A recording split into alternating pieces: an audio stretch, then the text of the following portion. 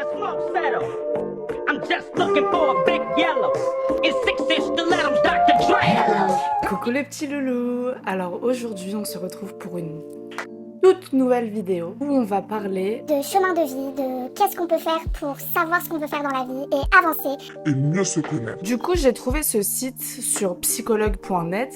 C'est un article qui regroupe 7 grandes questions de la vie à se poser et apparemment qui vont changer votre vie. Donc, nous allons faire ces questions. Il faut savoir que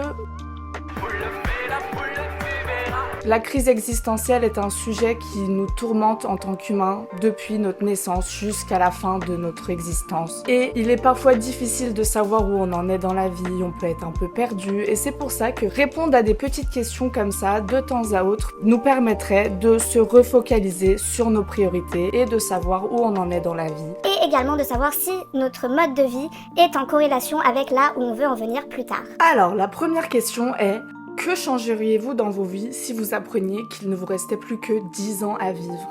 Au quotidien, on vit tous comme si notre vie était éternelle. On se pose rarement la question de la mort. Qui est un sujet assez tabou dans la société. Et c'est vrai que les personnes qui ont des expériences de mort imminente, vu qu'elles se voient mourir, elles ont souvent des épiphanies de manière de vivre leur vie. Et donc c'est pour ça qu'il est intéressant de répondre à cette question pour hiérarchiser nos priorités. S'il ne me restait que 10 ans à vivre, eh bien, je pense que je me lancerais à fond sur ma chaîne YouTube. Je ferai le tour du monde. J'irai visiter le plus de pays possible parce que j'adore voyager. Et je dirai à mes amis tous les jours à quel point je les aime, et à ma famille et à mes proches. La deuxième question est: qu'est-ce que vous donneriez comme conseil à un tout nouveau-né? Un petit bébou. Eh bien, cette question est assez tricky parce que, en fait, il s'agit d'un condensé de tout ce qu'on a appris aujourd'hui. Quels seraient les mots de sagesse que vous inculqueriez à un enfant nouveau-né? Moi, de ce que j'ai appris aujourd'hui, ça serait surtout de suivre son cœur et suivre son instinct.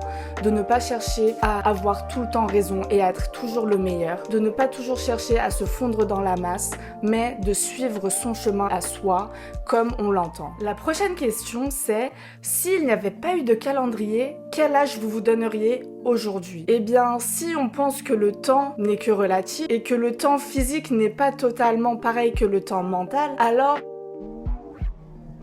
moi, je dirais que je suis beaucoup plus jeune. J'ai actuellement 24 ans, mais c'est vrai que j'ai toujours peur d'endosser des responsabilités. C'est pour cela que je me donnerai 17 ans. La prochaine question est: quelle fut la plus grosse erreur de votre vie et comment l'avez-vous résolue? Alors, il est très intéressant de se poser cette question parce qu'en fait, face aux conflits et face aux erreurs qu'on fait, en général, c'est dans ces moments-là où on est le plus soi-même. Dans ces moments-là, c'est important de savoir comment on a pu réagir, comment on a montré notre vraie nature.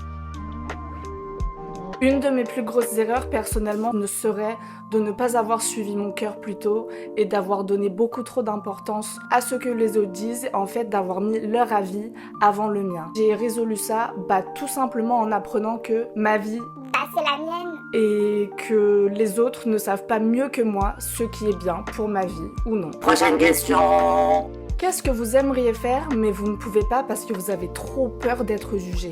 Cette question, elle est assez directe. On est beaucoup conditionné par comment les autres nous voient et par leurs avis et par leurs jugements. Moi, je sais que si les autres n'étaient pas là et qu'il n'y avait aucun jugement, je me lancerais dans le chant. Nani? J'ai trop envie de chanter, de sortir des sons. Et je sais que c'est quelque chose que je me bloque de faire parce que je sais que je n'ai pas une très belle voix et j'ai peur du jugement des autres, mais de malade. La prochaine question est: quelles sont 5 choses que vous avez faites cette année que vous vous souviendrez toute votre vie? Cette question, elle revient un peu à la toute première question dans le sens où chaque année, il faut la vivre comme un blessing et que chaque année et chaque jour qu'on vit en plus est un cadeau qui nous est offert par Allah et par la force supérieure. Et donc, il faut savoir grandir et faire des choix responsables. Donc ces 5 choses peuvent être différentes pour tout le monde. Ça peut être en rapport à sa carrière, à sa famille. Ça peut être tout simplement le fait d'avoir aidé quelqu'un en besoin, ce qui est très important. Je ne sais pas, ça peut être tout et n'importe quoi et c'est personnel à chacun. Mais il faut rester fier de chacune des choses, bien évidemment. Et nous arrivons donc enfin à la toute dernière question, qui est: quel travail pourrait vous rendre totalement heureux? Et si ce n'est pas celui que vous faites actuellement, Pourquoi? j'ai déjà abordé le sujet de carrière dans mes précédentes vidéos, mais il est très important de choisir la carrière qui nous rend heureux. L'argent ne fait pas le bonheur. Même si, certes, c'est plus confortable de pleurer dans une Porsche que dans un carton, mais j'ai envie de dire, dans les 2 cas, on pleure. Dans les 2 cas, ça change rien. Donc, il faut se concentrer sur le bonheur intérieur. C'est comme quand on dit on ne peut pas aimer autrui avant de s'aimer soi-même. Eh ben c'est pareil, on ne peut pas rendre heureux les autres avant d'être heureux soi-même. La société nous dicte beaucoup ce qu'on doit faire et ce qu'on ne doit pas faire. Les études qui sont bonnes à prendre et les études qui ne valent rien. Tout ça, ce n'est qu'instauré par la société. Ça ne devrait avoir aucun impact sur ce que vous faites. Moi, pour répondre à cette question-là, le travail qui me rendrait la plus heureuse, ça serait d'être institutrice en école primaire.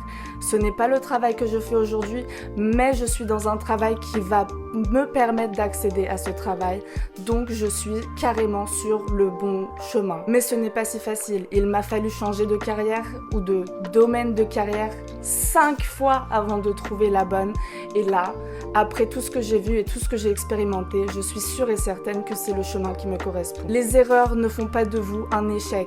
Justement, de chaque erreur, vous en tirez quelque chose et c'est quelque chose de plus que vous avez, dans votre petit sac à dos de savoir et c'est tout bénef. Donc voilà, n'hésitez pas à me partager en commentaire les réponses que vous auriez données ou si vous avez d'autres questions en tête qui seraient intéressantes à répondre. En attendant, je vous dis à plus tard, des gros bisous et prenez soin de vous.